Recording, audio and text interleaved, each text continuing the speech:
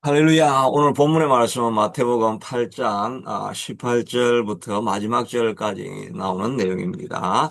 우리 앞에서는 예수님께서 이제 산상수훈을 마치고 나셔서 이제 사람이 사는 곳으로 내려오셔가지고 많은 치유 역사를 보여주시고 있죠. 문둥병 환자를 고치시고 그리고 백부장의 하인을 고치시고 베드로의 장모를 고치시고 그다음에 모든 사람들이 질병을 고치니까 예수님이 갑자기 요즘 말로 유명 인사가 되십니다. 그러니까 막 수많은 사람들이 막 몰려오는데 예수님께서는 앞쪽 본문에 보면 4절에 어, 나병 환자를 고치시고 나신 이후에 예수께서 이르시되 삼가 아무에게도 이러지 말고 예수님이 치유하신 사건을 알리지 말라라고 말씀하십니다. 왜냐하면 사람들이 예수님께 가면 질병도 치유하고 인생 모든 문제를 해결받는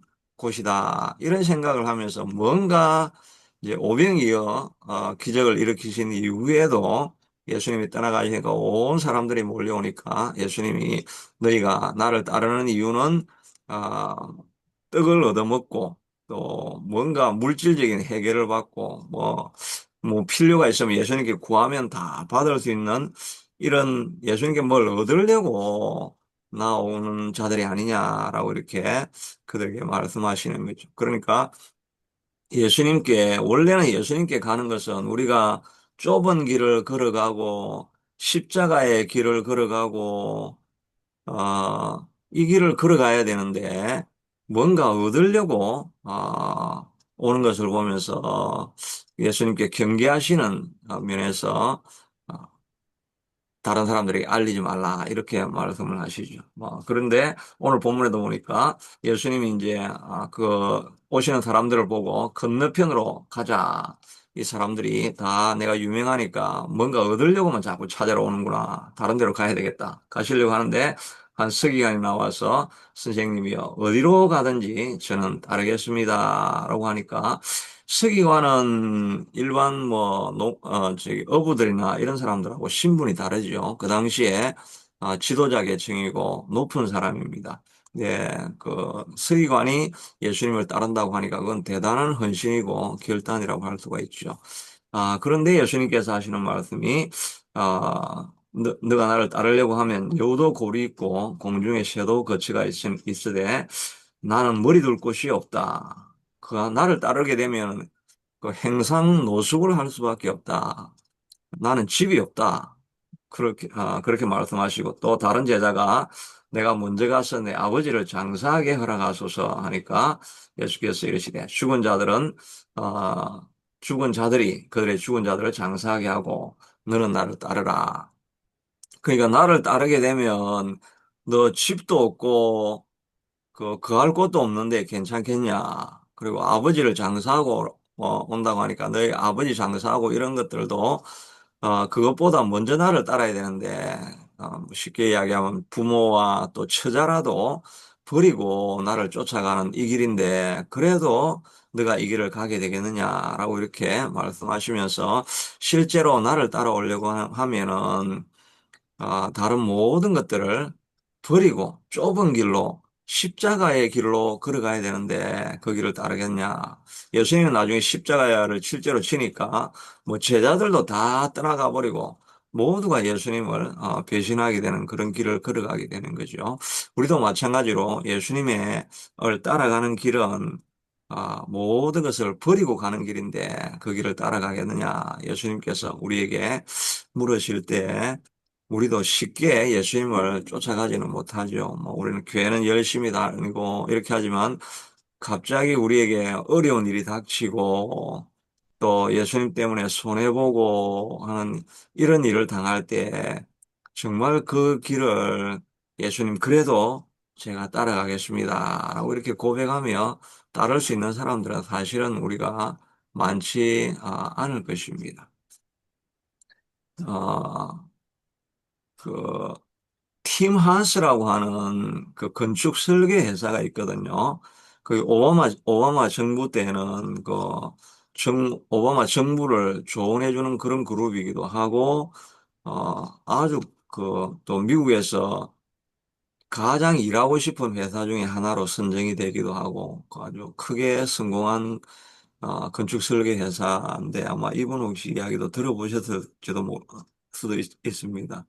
이분이 이제 심장마비가 심장이 뭐가 그 조작이 제대로 안 되고 이래가지고 이 심장이 점점 기능을 제대로 못하니까 서서히 지금 죽어가고 있을 그런 때였습니다. 그래서 이제 심장 이식을 위해서 심장을 기다리고 있는데 아주 젊고 싱싱한 심장인데 자기하고 매치를 해보니까 딱 잘 맞다는 겁니다. 그러니까 이제 그것만 이식을 하면 다시 살아서 뭐 회사도 운영할 수 있게 되고 큰일을 할 수가 있는데 근데 왔다가 의사가 그냥 지나가는 듯이 이제 그 회장님은 심장 이식하셔서 정말 다행입니다. 그 육방에 어제 차 사고가 나가지고 지금 죽어가고 있는 여자가 있는데 저 여자는 이제 심장 이식 못하면 아마 오늘 죽게 되겠죠. 그러면서 뭐 지나가는 듯이 그런 이야기를 했는데 그 하 회장이 원래 그 조금 이 사건이 있기 전에 자기 아내하고 대화하면서 이제는 우리가 내 이웃을 내 몸과 같이 사랑하라고 하시는 예수님의 말씀을 따라 살아갑시다라고 하면서 그 큐티 할 때 말씀을 나누었던 그 말씀이 있고 또 자기가 그런 결단을 했거든요. 그런데 마침 자기가 심장을 가려고 하는데 옆집 여자가 이제 옆방에 있는 여자가 죽어간다고 하니까 그걸 가지고 이제 안 들었으면 모르는데, 듣고 나니까 이 사람의 마음에 갈등이 막 생기는 것입니다. 예수님을 쫓아가는 길인데, 그 예수님의 이 가신 길, 그 말씀을 지금 쫓아야 될 것인가, 그리고 내가 살 것인가, 아니면 말씀을 어기고, 내가 살핀 것인가, 아니면 말씀을 순종하여서 심장을 이 여자한테 주어야 될 것인가, 이 밤새 고민하는데 이 말씀이 떠나가지 않는 것입니다. 그래서 결국은 자기가 그 심장을 포기하고 자기는 서서히 죽어가지만 이 사람은 내일 당장 죽으니까 혹시 자기에게는 또 다른 기회가 올 수 있는 그런 가능성이 있으니까 이 심장을 이 여자에게 주라고 이렇게 이야기를 합니다. 그런데 의사가 그건 자살행위입니다. 그리고 당신이 먼저 오랫동안 기다려왔기 때문에 당신이 권리가 있는데 왜 그걸 포기합니까? 당신 심장은 이제 언제 누가 그 기증할 수 있는지 기약이 없습니다. 당신을 조금 있으면 당신도 죽어갈 수밖에 없는데 왜 포기합니까? 자살행위니까 하지 말라고. 그렇게 하는데도 이분은 진짜 좁은 길로 선택을 하고 예수님이 가신 길을 선택을 하신 거죠. 그래서 나는 이런 하나님 앞에 결단한 결단을 했기 때문에 하나님 말씀을 버릴 수 없습니다 해가지고 이 심장을 이 여자한테 주고 이 여자는 살고 이, 어, 이 하 회장은 심장 이식하는 사람이 안 나타나니까 뭐 거의 이제 의식을 잃어가고 죽어가려고 하는 점에 누가 심장을 기증을 해가지고 살아나기는 했습니다. 살아나긴 했는데 이 좀 늙은 심장, 이 심장을 달고 다니니까 늘 불안하고 그렇게 하다 나중엔 다시 새로운 심장을 받아서 살기는 살았는데 이 예수님을 쫓아간다는 게 이런 길이죠. 우리가 예수님 좋은 일만 생길 때 예수님 쫓아가겠다 선포하는 건 얼마나 뭐 쉬운 일입니까? 그러나 진짜 예수님을 쫓아가는 좁은 길, 예수님이 가는 길 아무도 가지 않는 십자가의 길을 걸어가는 것은 말씀 때문에 아, 내 생명까지도 포기할 수 있는 이런 길이 예수님을 쫓아가는 길이죠. 근데 우리도 뭐 말은 쉽게 하지만 정말 예수님 때문에 백불 포기할 수 있습니까 하면 그 포기하기 우리 쉽지 않죠. 그런데 예수님을 쫓아가는 길은 진짜 말씀 때문에 다른 모든 것을 포기하는 그런 길입니다. 우리 힘으로는 이 길을 걸어갈 수가 없죠. 그런데 걸어갈 수 없을 때에도 성령님이 우리를 도와주시니까 걸어가는 길이죠. 사실은 이 하영록 회장님보다 어떻게 보면 예수님이 더 겁을 많이 내셨을지도 모릅니다. 왜냐하면 십자가 지고 가시려고 할 때 마지막에 예수님도 늘 나는 너희를 위하여 생명을 주기 위해서 왔다 이렇게 말씀을 해놓으시고 실제로 십자가를 지기 하루 전날 6월절 만찬을 하시고 겟세마네 동산에 가가지고 기도하실 때 예수님 나이 십자가 못 집니다. 그랬잖아요. 하나님 나이 못 집니다. 할 수만 있으면 이 십자가, 이 잔이 내게서 지나가게 하옵소서. 이게 너무 고통스러우니까 나도 못 지겠다고 예수님이 이야기하잖아요. 까딱했으면 우리가 구원을 잃을 뻔했습니다.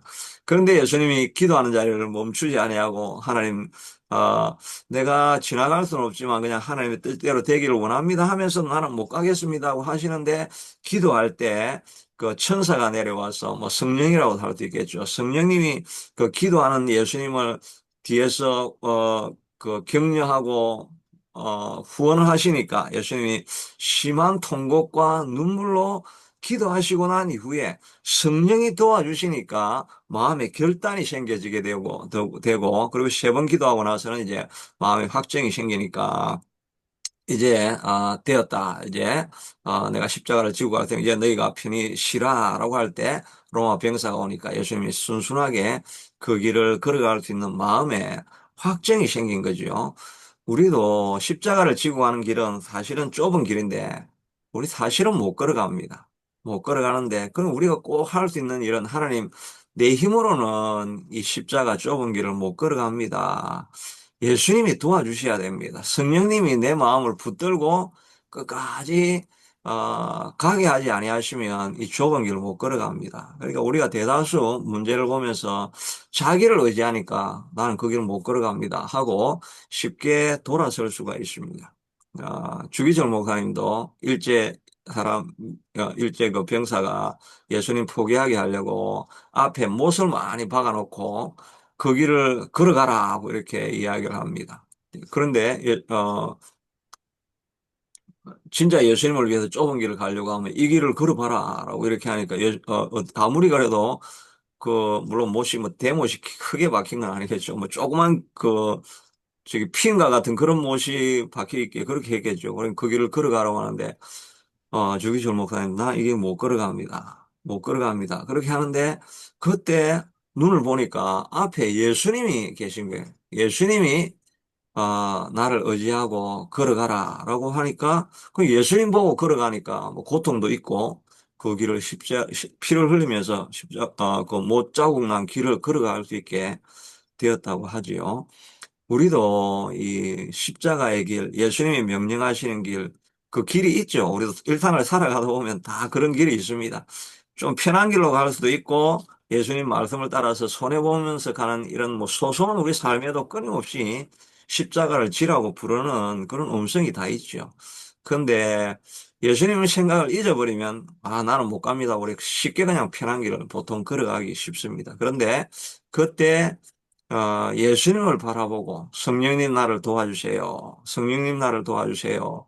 이렇게 말을 하면 하나님이 우리에게 힘을 주셔서 걷게 하는 길이 이 좁은 길, 십자가의 길이지요. 그러니까 늘 예수님을 바라보는 우리의 시선을 놓지 않아야 됩니다. 저도 뭐 매일매일 돌아보면 실패하는 일들이 참 많습니다. 그런데 그때라도 우리가 시선을 주님께 다시 늘 고정하고 있으면 우리도 부족한 우리라도 이 십자가의 길, 좁은 길, 희생하는 길 걸어갈 수가 있죠. 아브라함에게도 네 아들을 바치라고 하니까 정말 이건 뭐 갈 수 없는 길이죠. 그런데 아브라함이 예수님의 말씀을 생각하고 혹시 시선이 바꿔질까 봐 자기 와이프 하와이한테 말을 하면 뭐라 하겠습니까? 아니, 당신 미쳤어. 100살에 낳은 애를 하나님 말씀 당신 잘못 들은 거 아닙니까?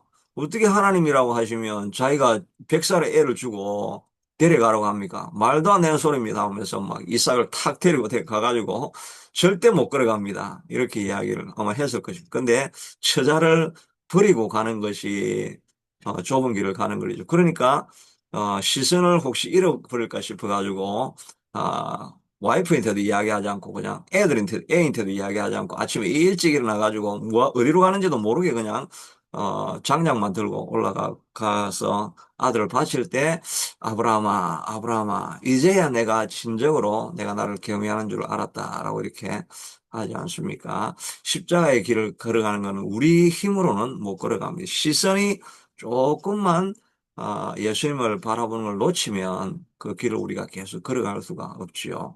늘 어떤 일이 있든지 예수님 바라보면서 도와주십시오. 이 새벽 예배 나오는 것도 우리 힘으로는 나올 수 없습니다. 주님 도와주셔야 예배에 참석할 수 있습니다. 이런 마음으로 우리가 걸어가면 십자가 길도 승리하며 걸어가게 될 줄 믿습니다.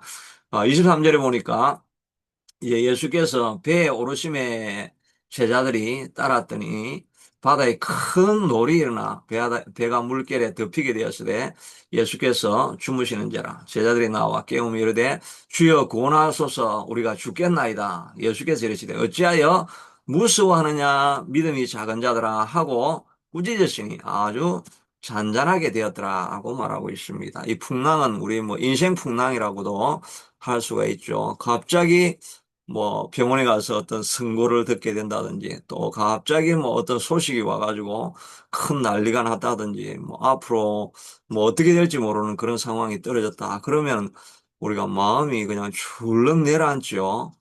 그러면서 마음에 그냥 너무너무 답답해지고 두려움이 우리를 확 엄습하기 시작하면 그럼 우리가 깔아앉게 되는 것입니다. 두려운 일이 생길 때 우리가 두려워하지 않아요. 담대한 마음을 가져야 됩니다. 이 담대함을 잃어버리면 우리가 금방 그냥 망하게 되죠. 다윗도 압살롬에게 쫓겨가면서 이제 내 인생이 이렇게 되는 시편 3편에 보면 내 인생 이제 완전 망했다.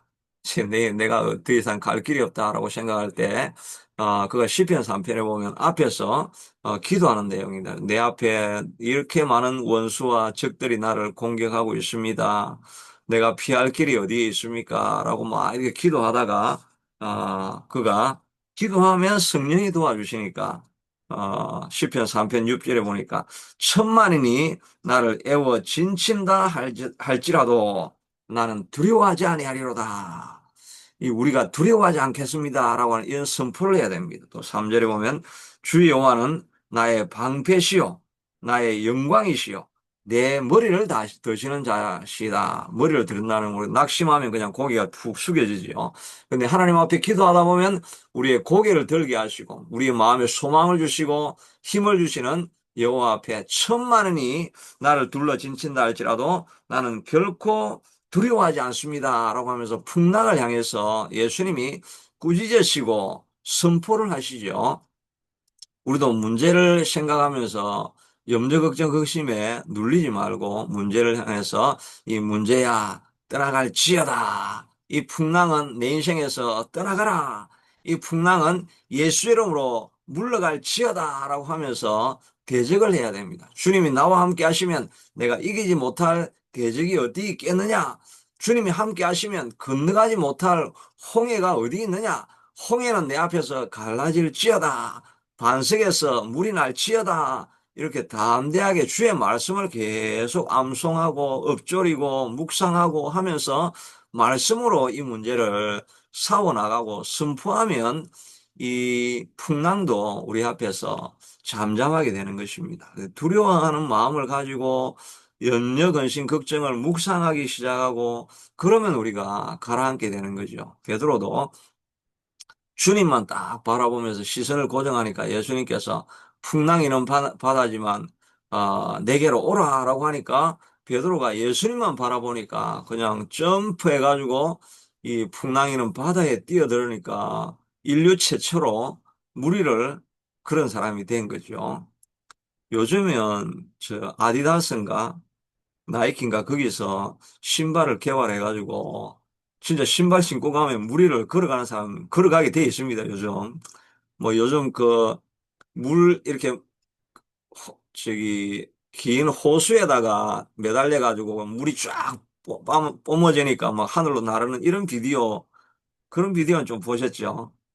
안 봤습니까? 저는 유튜브를 많이 보니까 그거 보면 뭐 그런 게 있던데 무리도 이제 우리가 날아가는구나 이랬는데 더 최근에 나온 거는 그 신발을 신으면 진짜 무리를 막 걸어가는데 진짜 아무런 문제 없이 그게 개발된 게 이유리 집사님은 그 유튜브 보셨는가 봐요.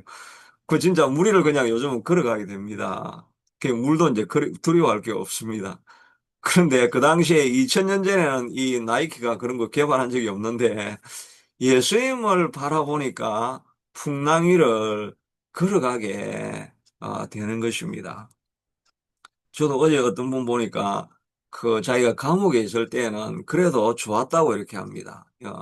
왜냐하면은 뭐 하여튼 무슨 감옥 이야기하다가 이렇게 이야기가 나왔는데 그 감옥에 있을 때는 자기가 좋았다고 합니다. 왜냐하면 뭐 15년형을 살고 나면 그러면 그 나가면 이제 내가 이제 나 언젠가는 나갈 수 있다는 그런 꿈이 있으니까 희망이 있으니까 오히려 감옥이 좋았는데 자기가 나이가 70이 돼가지고 이제 출狱한 이후에 뭐 살다가 나이가 70이 됐는데 이제는 뭐 어떻게 먹고 살아야 될지를 길이 보이지 않으니까 희망이 전혀 없습니다.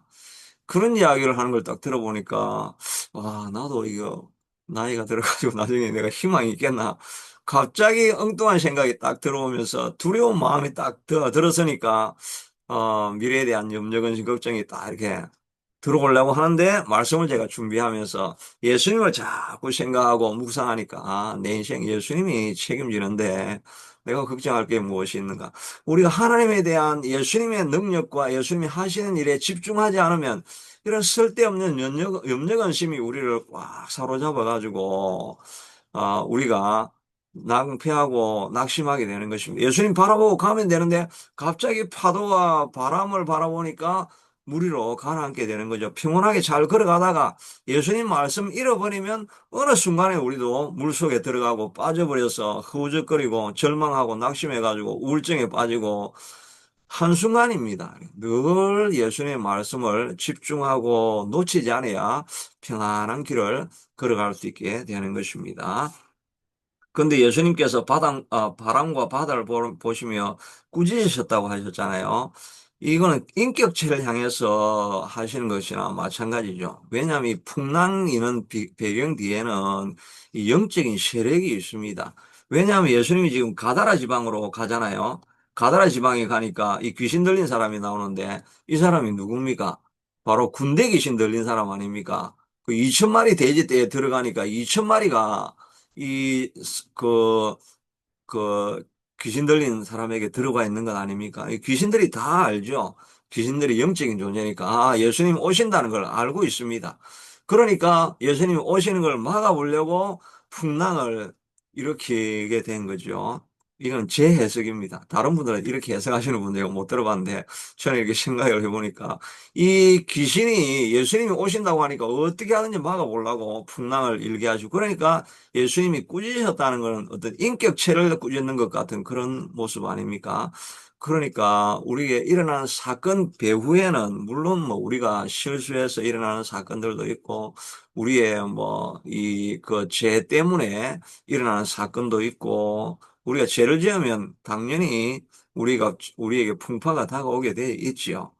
아, 그러나 또 그 배경 뒤에는 이런 영적인 세력들이 있는 것입니다. 그러니까 우리가, 이 귀신을 내쫓아야 됩니다. 귀신한테 선포를 해야 됩니다. 예수 이름으로 명하노니 환란을 가져오게 하는 귀신들은 떠나갈지어다. 근데 우리가 어떤 때는 사실은 우리가 잘못해놓고 귀신 탓할 때가 있습니다. 그럼 우리가 잘못해서 일어나는 겁니다. 그래도 하여튼 귀신을 꾸짖어야 됩니다. 그럼 귀신이 막 곡을 하겠죠. 내가 하는 일이 아닌데.